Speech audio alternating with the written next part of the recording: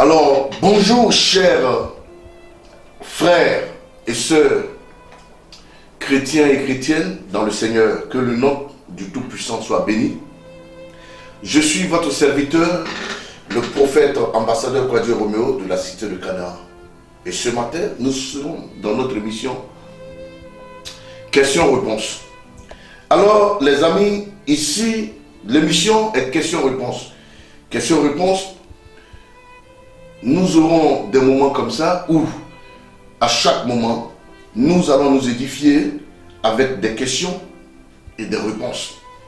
Il y a des questions qui sont certainement posées sans réponse. Mais dans cette émission questions-réponses, je pense que nous allons nous permettre de nous poser certaines questions et de donner des réponses à ces questions. Je pense que le plus long verset de la Bible se trouve dans le livre de Esther, le chapitre 8 et le verset 9. Voyons ensemble ce verset. Esther, le chapitre 8, le verset 9. Les secrétaires du roi furent appelés en ce temps, le 23e jour du 3e mois, qui est le mois du Sivan.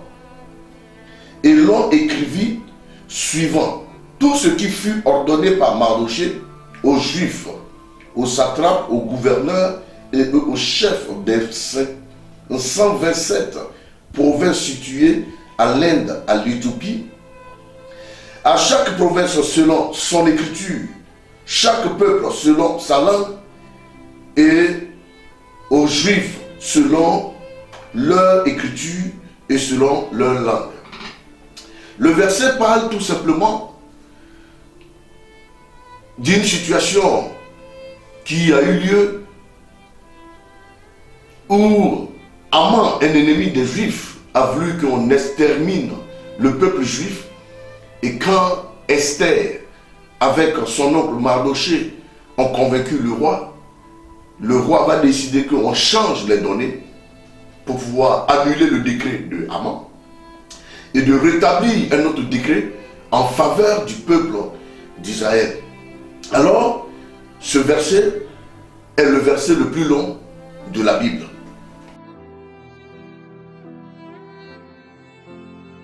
Un jour dans la Bible, il y a deux personnes qui se sont cachées vraiment dans un puits.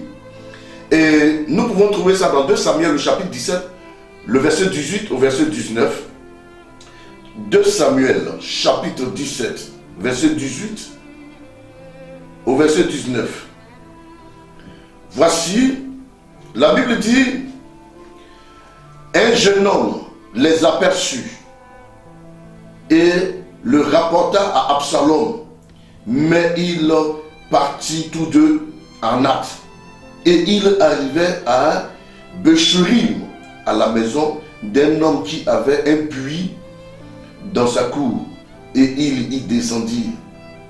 La femme prit une couverture auquel étendit sur l'ouverture du puits et elle y répandit du grain pilé pour qu'on ne se doutât de rien. Voilà ici,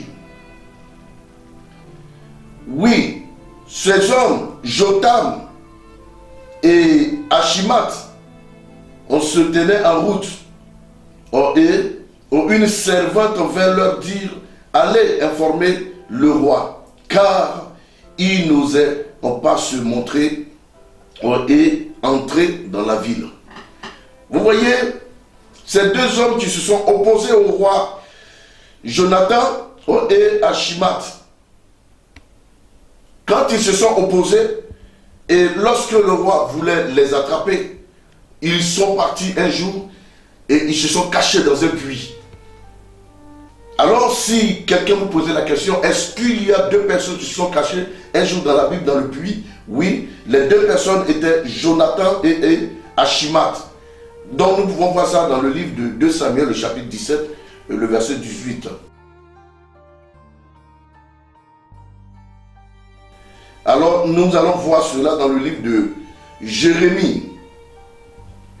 Jérémie,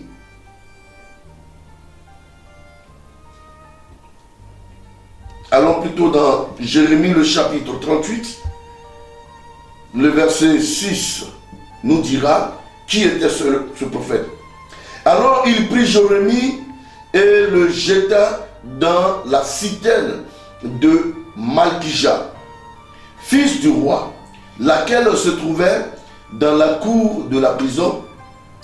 Il descendit Jérémie avec des cordes. Il n'y avait point d'eau dans la citerne, mais il avait de la boue. Et Jérémie enfonça dans la boue. Alors, dans la Bible, une personne qui a été descendue dans un puits, dans une fosse, c'est la personne de Jérémie. Jérémie a tant souffert. Et une fois, ils ont pris des cordes et ils ont pris Jérémie, ils l'ont attaché et ils l'ont fait descendre dans une fosse. La réponse de cette question se trouve dans Jérémie, le chapitre 38, le verset 6.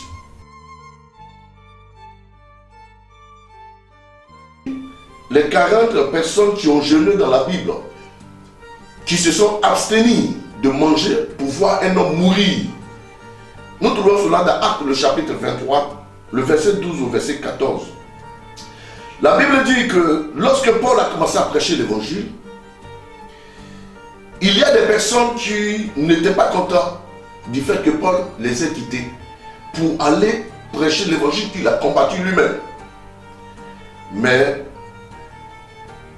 force est de constater que ces personnes qui ont vu Paul prêcher et qui se sont indignées se sont réunis un jour dans une maison et eux tous ont eu la même idée. Cette idée était de voir Paul mourir. Et pour ça, bien aimés, ils ont pris leur temps pour gêner et même faire des imprécations. Alors, allons-y dans Actes, le chapitre 23, le verset 12 à 14, pour voir ce qui s'était réellement passé ce jour-là. Quand le jour fut venu, les Juifs formaient un complot et ils firent des implications contre eux-mêmes en disant qu'ils s'abstiendraient de manger et de boire jusqu'à ce qu'ils eussent tué Paul. Ceux qui formaient ce complot étaient plus de 40 et ils allaient trouver les principaux sacrificateurs et les anciens auxquels il dit: nous nous sommes engagés avec des imprécations contre nous-mêmes à ne rien manger jusqu'à ce que nous ayons tué Paul. Vous voyez, pendant que Paul était en train de prêcher l'évangile, la Bible dit que il y a 40 personnes qui ont décidé de tuer Paul. Et pour ça, ils sont allés jeûner pendant 40 jours et 40 nuits.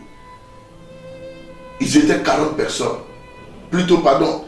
Ils ont dit qu'ils n'allaient pas manger pendant tout le temps qu'ils n'ont pas encore mis la main sur Paul. Donc ce n'était pas 40 jours, mais c'était plutôt 40 personnes. Mais le jour n'était pas déterminé.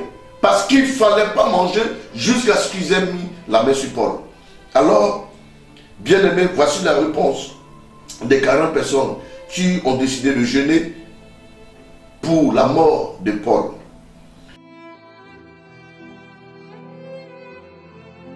Alors, nous allons voir celui qui fut vendu pour 20 pièces d'argent. Nous verrons cela dans le livre de Genèse, le chapitre 37, le verset 28. Voici ce que la Bible dit. Au passage des marchands mandianites, ils tiraient et firent remonter Joseph hors de la citerne et il le vendit pour 20 cycles d'argent aux Israélites, aux Ismaélites qui l'amenaient en Égypte. Joseph a été pris en haine par ses frères. Et la Bible dit que lorsque son père l'a envoyé pour aller s'acquérir des nouvelles de ses frères dans les champs, parce qu'ils étaient allés faire paître les brebis. Quand Joseph arrive là-bas, on dit: voici le faiseur de songes. Prenons-le et tuons-le. On le jette d'abord dans un puits. Après, ils se sont indignés de savoir que c'était leur frère. Et pourquoi il fallait le tuer? Pendant qu'ils étaient en train de discuter entre eux, ils ont vu un groupe d'Ismaélites qui étaient en train de partir en Égypte. C'était des marchands, des vendeurs ambulants. Alors, ils ont trouvé l'idée de sortir Joseph et de le vendre. Et ils l'ont vendu pour 20 pièces d'argent. Pour la question numéro 5, voici la réponse.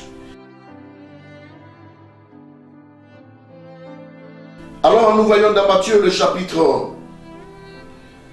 27, le verset 3. Matthieu 27, le verset 3. Dit, alors Judas, qui l'avait livré, voyant qu'il était condamné, se repentit et rapportant les 30 pièces d'argent aux principaux sacrificateurs et aux anciens. Ici, il est question de Jésus de Nazareth, notre Seigneur, qui fut vendu à 30 pièces d'argent par un de ses apôtres, Judas Iscariote. Alors, bien-aimés, quand Judas a compris que ces personnes avaient décidé de tuer Jésus, Judas n'avait pas pensé à ça. Il s'est senti frustré, indigné, et il est allé pour pouvoir reverser leur argent pour dire que ce n'est pas le contrat que nous nous sommes dit, mais c'était déjà trop tard. Le prix qu'il avait accepté était de 30 pièces d'argent. Alors, Matthieu nous révèle que Jésus a été vendu à 30 pièces d'argent. Donc si vous cherchez quelqu'un qui a été vendu à 30 pièces d'argent, vous trouverez cela dans Matthieu le chapitre 27, le verset 3.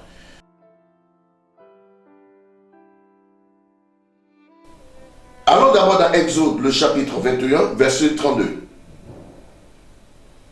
Exode 21, verset 32. Voici ce que dit la Bible.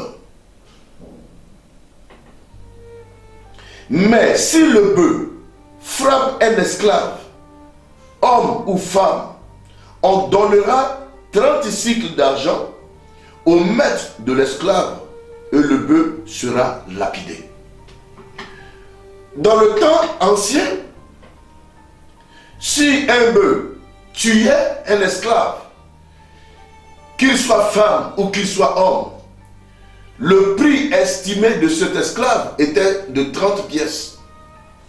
De ce serviteur était de 30 pièces. Donc alors, il fallait mobiliser 30 pièces pour donner au propriétaire de l'esclave. Donc le prix de l'esclave était 30 pièces. Et comme Jésus était l'esclave de tous, le serviteur de tous, il ne pouvait valoir que 30 pièces d'argent. Voilà pourquoi le Seigneur a été acheté, vendu à 30 pièces. Donc ici, dans la question numéro 7, Exode 21, 32 nous dit, le prix de l'esclave était de 30 pièces. Et si le bœuf de quelqu'un tuait un esclave, celui qui avait le bœuf payait 30 pièces au propriétaire de l'esclave pour le dédommager.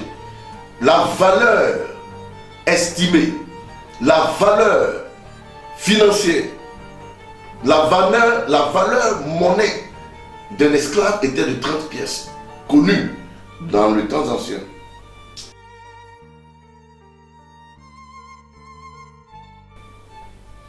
Nous allons voir cela dans 1 Samuel.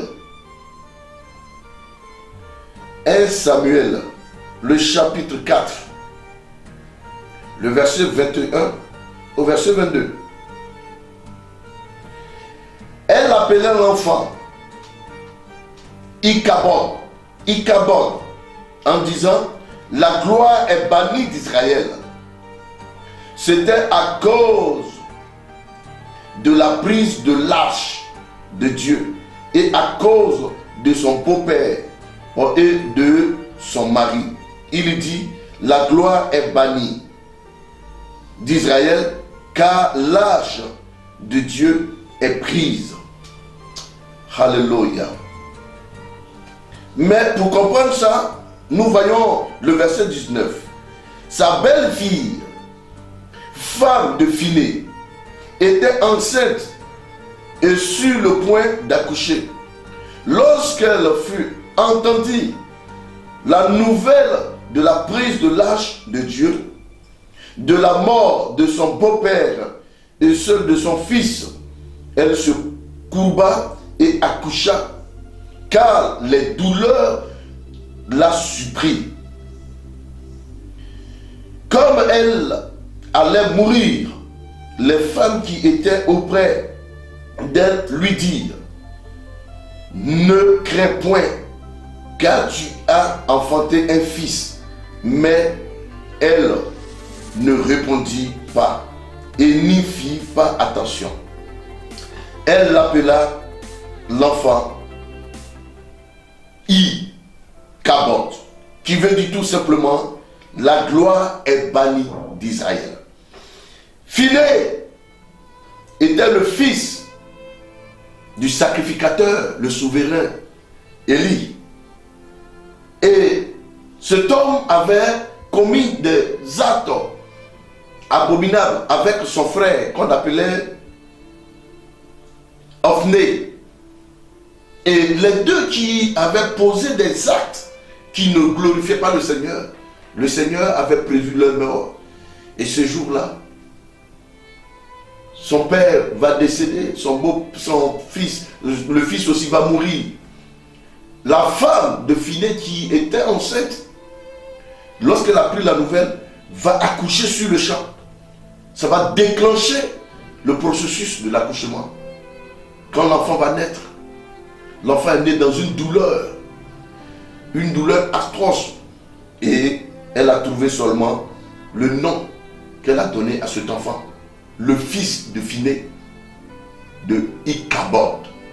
Ichabod qui veut dire la gloire est bannie d'Israël. Pourquoi? Parce que l'arche de Dieu a été prise ce jour-là par l'ennemi. Bien-aimés, voici s'achève ce matin dans notre émission questions-réponses. Et nous croyons que cela vous a fait du bien et que cela va vous permettre de connaître certains versets qui parlent des choses rares. Nous aurons cette émission tous les mercredis, si Dieu nous donne la force. Alors que le Seigneur vous bénisse, que le Seigneur vous accorde sa force et que le Seigneur vous accorde ses grâces. Demeurez bénis. C'était le prophète ambassadeur Kwadwo Roméo dans l'émission Questions-Réponses.